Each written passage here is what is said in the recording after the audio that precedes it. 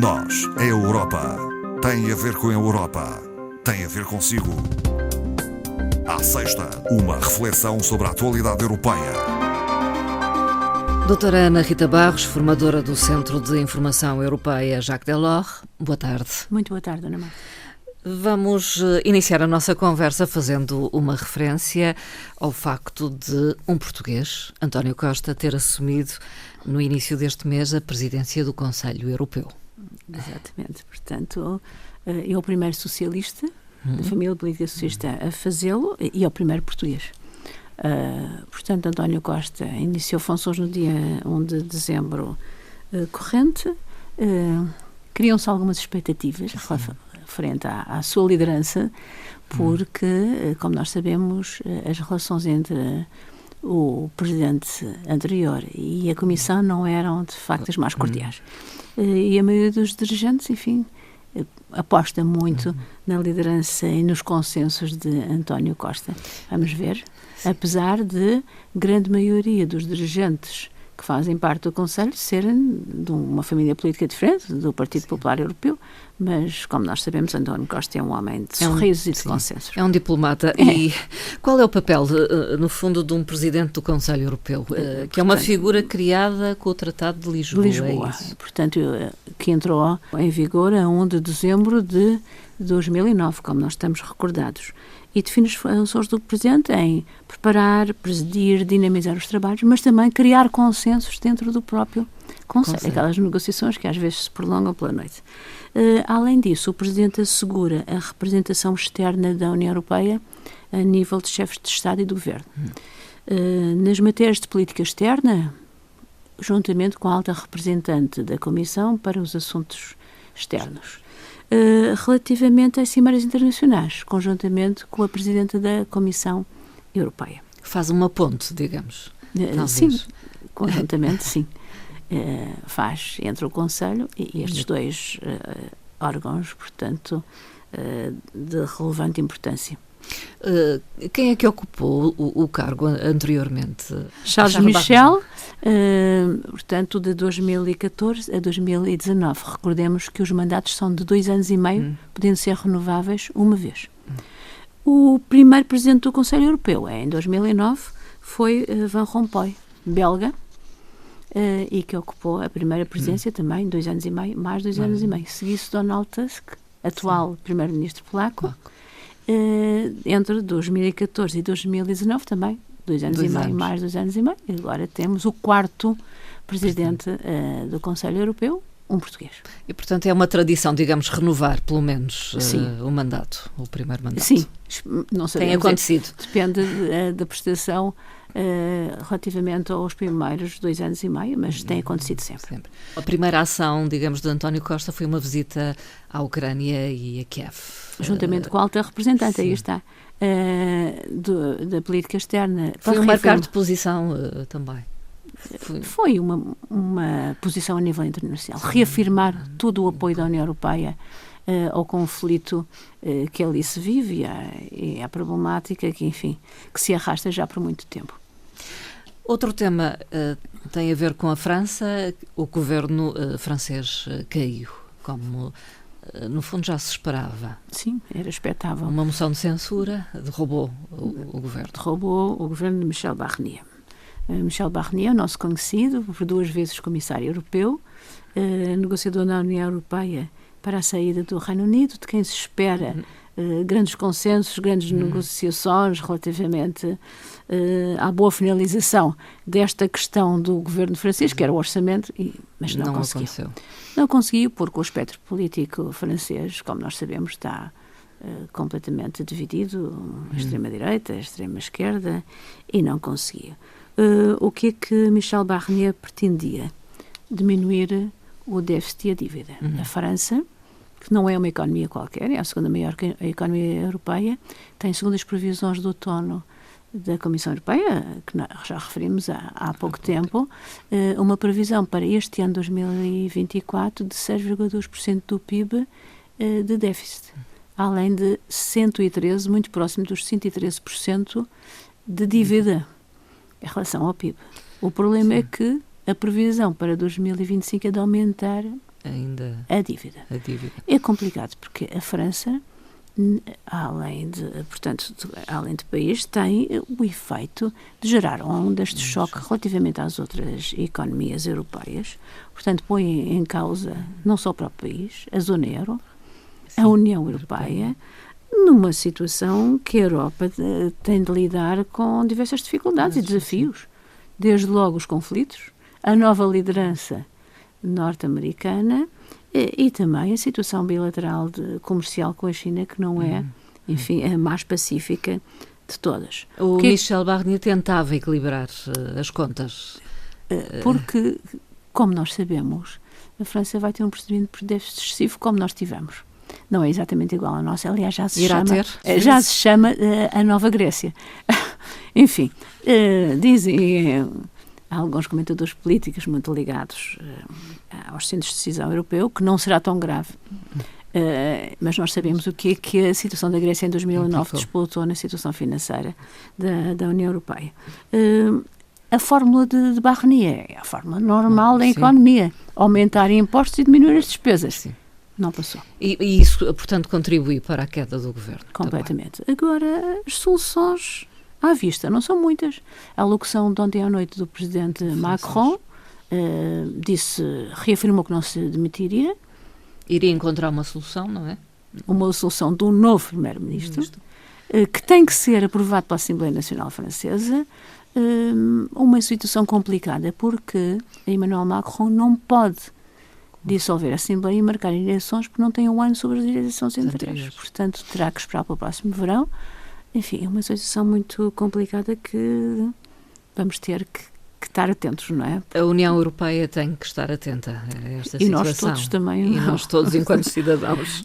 Exatamente, porque estas repercussões são bola de neve. Doutora Ana Rita Barros, a Geórgia também vive um momento conturbado e tem muito a ver com a questão da adesão deste país à União Europeia, que foi, pedida a suspensão. Suspensa, não é? Sim. Foi pedido formalmente. Por parte do governo em exercício, Sonho Georgiano, o partido que detém o poder já desde 2012, mas a quem os manifestantes, como temos visto, apontam falsificação das últimas eleições legislativas e, principalmente, contestam esta posição de adiar o processo de adesão à União Europeia até 2028. Além disso, a Geórgia vai ter eleições presidenciais. A presidente atual é a única pró-europeia. Os manifestantes, portanto, estão insurgidos pelo facto desta aproximação, que no fundo é anti-Europa, pró-Rússia. Enfim, isto tem-se propagado, as eleições presidenciais estão marcadas para o dia 14, deixaram de ser por sufrágio universal, vão ser através de votação no Parlamento. O Parlamento afeta o partido, enfim, já sabemos o que é que nós podemos esperar. Estas manifestações não são só de rua. Os próprios funcionários de ministérios académicos, juízes na Geórgia têm feito declarações públicas relativamente ao apoio para a adesão à União Europeia. Como é que reagiu a União Europeia? Sim, a União Europeia lamenta, a Comissão Europeia, em particular. Foi a alta representante que fez um comunicado, lamenta a posição da Geórgia em continuar as negociações. Recordemos que a Geórgia tinha pedido a adesão em 2022 e tinha sido considerado um país candidato há exatamente um ano. No Conselho Europeu dá um ano em dezembro de 2023. Portanto, a alta representante lamenta a decisão e realça a posição dos cidadãos georgianos em querer fazer parte de uma economia aberta, de uma economia europeia e espera, enfim, ponderação do governo georgiano. Vamos ver o que é que acontece. Particularmente depois do dia 14, então, de dezembro. Veremos após o que é. Eleições. A Europa enfrenta um enorme desafio em relação ao crescimento. Um grande desfazamento em relação aos Estados Unidos, principalmente, sim.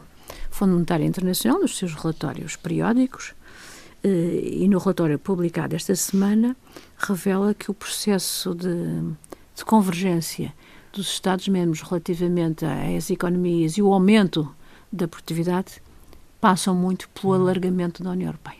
Entrada de outros países. É uma situação que não vemos muito ser afirmada. Sim. No entanto, o relatório do Fundo Monetário Internacional revela que isso reduziria o desfazamento relativamente à economia dos Estados Unidos. E para isso faz um levantamento histórico sobre todos os alargamentos, principalmente focando, também não temos aqui muito tempo, sim, o último, o 2004, de 10 países. E indica que não só contribuiu para a convergência das economias, ficaram a ganhar os países que entraram e os que já estavam. De tal maneira que, segundo o relatório, 15 anos após a adesão, portanto 2004, em 2019, em média, o rendimento per capita desses 10 países tinha aumentado 23% em 15 anos, o que é significativo. E a convergência relativamente às regiões mais ricas, mais desenvolvidas e menos desenvolvidas, tinha-se esbatido relativamente à entrada. Portanto, preconiza, entrem mais países, absorvam, até diz quantos? Mais 10. Sim, mais 10. Mais 10.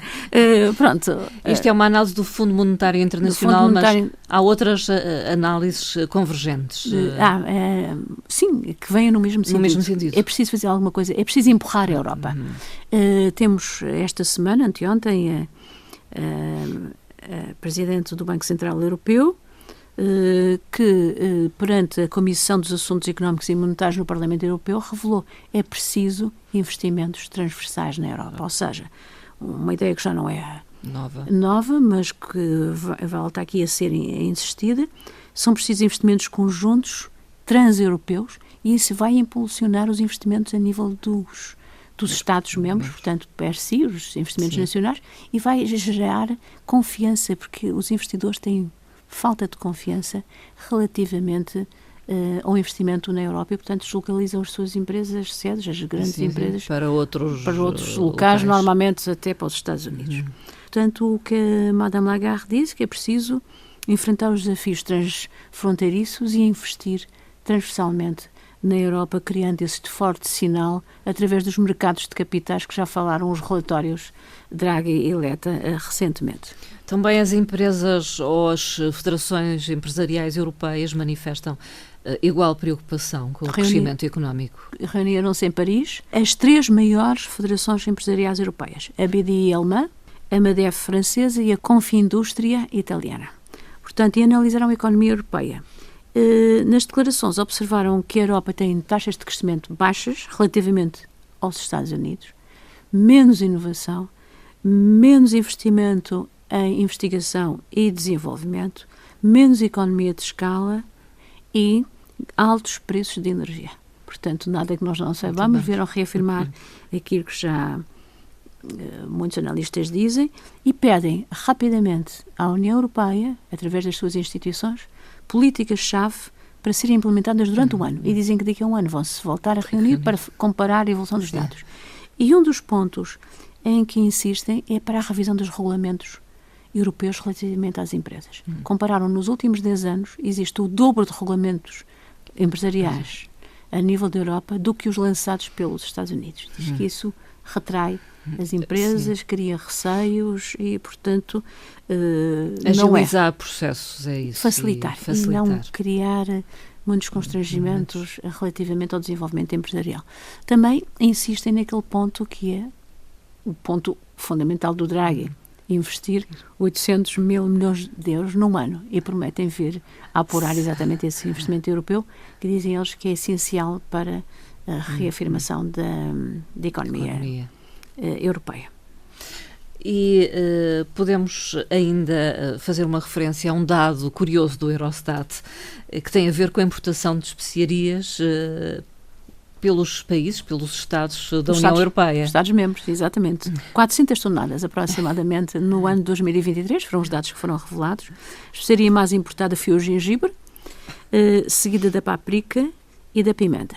A China foi o principal país de origem do gengibre e da páprica e o Vietnã da pimenta. O Vietnã também é o fornecedor da quinta especiaria mais consumida, que é a canela.